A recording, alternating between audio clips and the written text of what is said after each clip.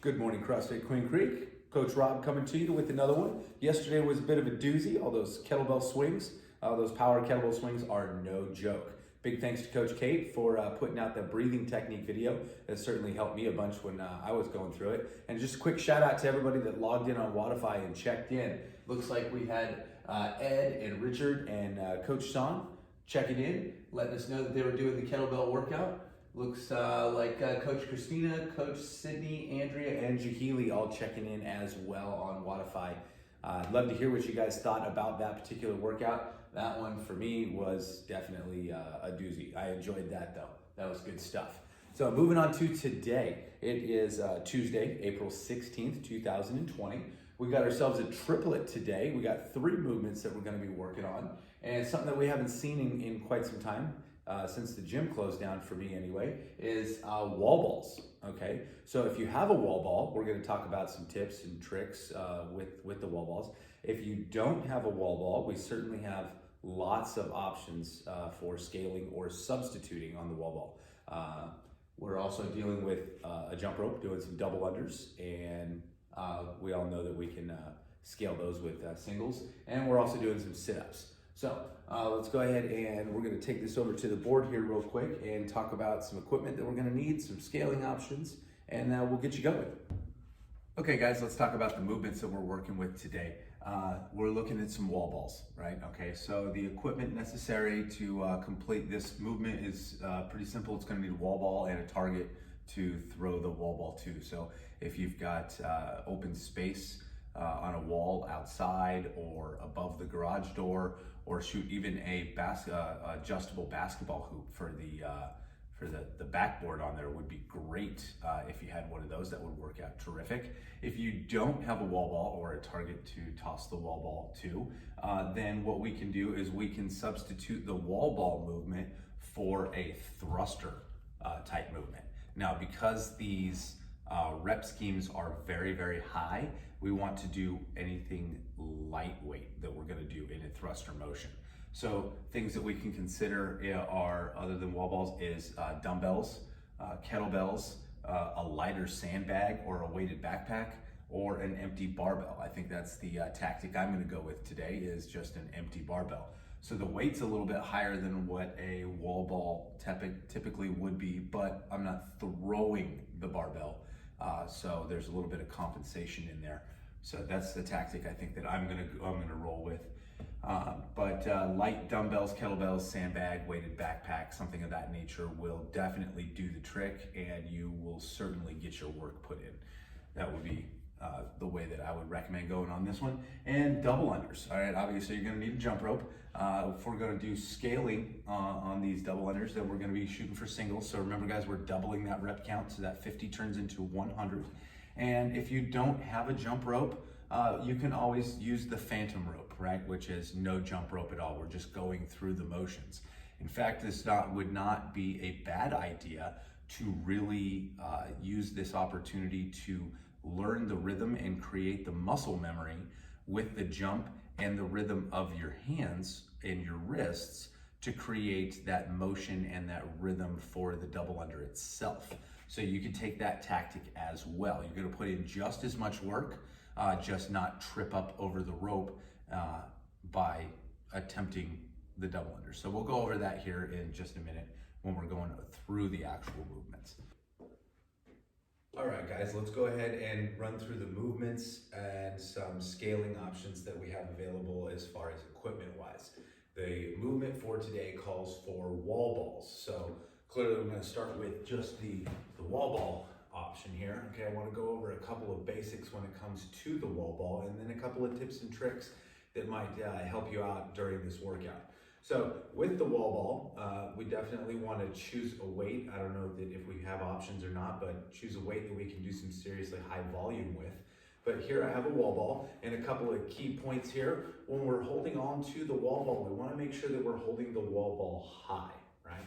So we're going to start with the wall ball on the ground, and as we come up, we're going to clean the wall ball, drop into a front squat, so our hip crease is below the knees, and we're going to hold the wall ball high. We're going to hold it here in front of our face. As we come up, we're going to stand up, squeezing the glutes, and use that momentum to go ahead and then toss the wall ball high. So as we're going, a couple of key tricks here as we're going. One, using the momentum to throw the wall ball up. As the wall ball's going up, we're gonna find ourselves in the position to we can do one of two things. We can either stand here with our arms up high, waiting for the wall ball to come back down, or we can go ahead and throw the wall ball, drop our arms back down, let our shoulders take a slight little break, then come up and catch the wall ball and drop back into our front squat. Now, that requires a little bit of extra movement and a little bit of extra timing to get your arms back up, but it does create a little bit of opportunity for your shoulders to get a little bit of rest because we have such high volume on these wall balls. I use this sometimes. Sometimes I do, sometimes I don't. One thing that I definitely do that certainly helps me to speed up my wall balls is after I throw my wall ball up into the air and I'm waiting for that wall ball to come back down, I start my squat. I catch the wall ball when I'm about a quarter to halfway down into my squat. So that way I catch it, I use the squat as a rebound, and then come back up and throw the wall ball. So, looks like this.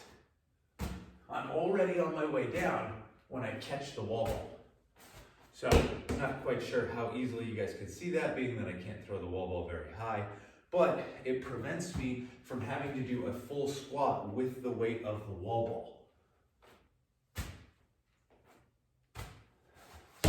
That's certainly an option for you when it comes to the wall balls. If wall balls aren't on the menu for you today and we have to improvise, we can go to a weighted backpack. This is where we're going to turn this movement into thrusters rather than wall balls. So with a weighted bag, same situation applies. We're going to go into a thruster motion, front rack, or clean the bag up into the front rack, drop into the front squat position, come up, extending the arms all the way up, bringing our head through the window, making sure those biceps are next to the ears, and making sure that everything is in line. So our wrists, elbows, shoulders, hips, and knees and ankles are all in one straight line. Using our frame to support the weight, not trying to just hold the weight with our strength just in muscle. And then back down, up. So that's how we would use a backpack. We would go through that same motion if we're going to end up using a sandbag. Now, sandbag option, I don't know what size sandbags you have. This one, that would be a very, very, very high rep count. But starting from the ground, we're gonna go ahead and we're gonna clean the sandbag up into the front rack, come on down, and then up.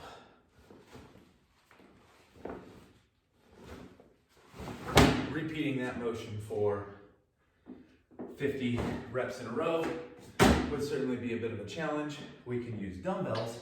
We've all done dumbbells before. I've become a huge fan of dumbbells just because it really lets you know where your strengths are at, working everything independently. So with the dumbbells, clean up into the front rack and then press. And again, keeping everything in line, biceps by the ears, front rack down, up. Make sure that we're kicking those hips back as we come down into that squat and driving up.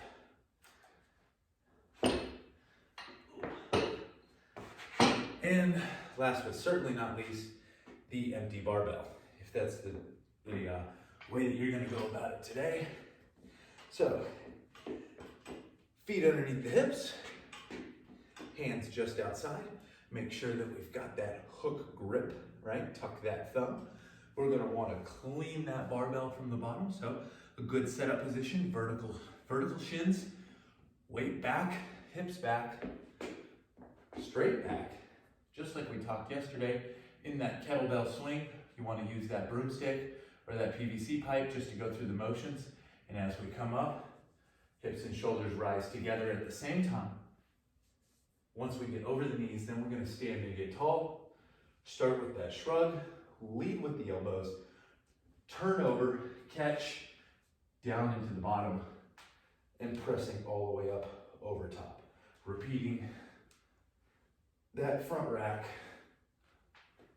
and press motion all in one for the thruster. So those are your options for wall balls and for thrusters. Then we're moving into the double unders. Now, when it comes to double unders, this is something that we should be practicing quite a bit, but you're gonna need yourself a jump rope. Again, jump rope fundamentals 101, always do everything the same, okay? So start with the rope in front of you, step through, arms forward, ensuring that you're not stepping on the rope. Then we're gonna go through, and key points to remember when it comes to the jump rope, guys, is relax the shoulders.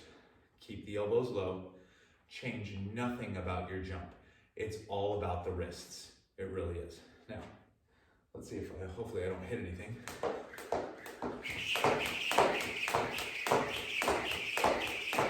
Okay, so how do we get there from just a single jump rope?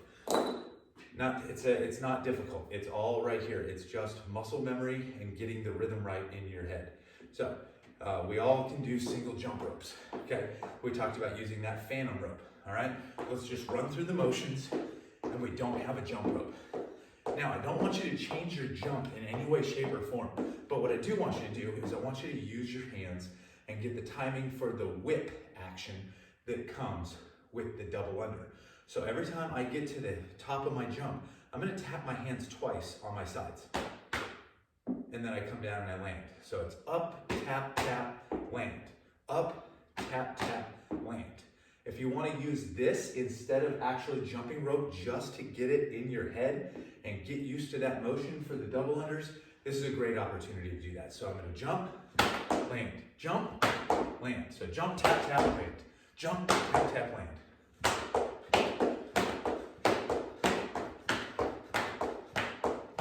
Notice that I'm not going into that pike position that you see everybody do. I'm not tucking my knees. I'm changing nothing. I'm just changing the rhythm of my wrists. That will translate into getting the rope to pass under you twice per jump.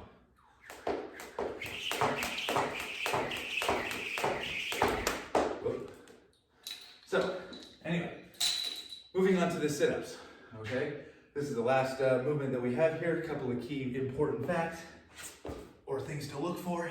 Make sure that when we come up from the sit-up, you can have straight legs, you can have bent knees, you can go butterfly where you stick your feet together and your feet are wide. All that is totally fine. The part that I'm worried about and that I'm concerned with is on the way up, make sure that your shoulders pass the vertical line. Okay, so the shoulders need to pass over the hips. So as we come down, our shoulders touch the ground, we come up, we come through. I try to touch the ground in front of my feet. That way I know I'm passing that vertical plane. So down, make sure the shoulders are on the ground, come up, through, and touch. That's all I got for you guys today. Have fun, enjoy. This should be a cooker. Make sure that you log into Wodify. Remember, it's not about the score at the end. It's just the fact that you were there and you're doing the work. I'll see you next time.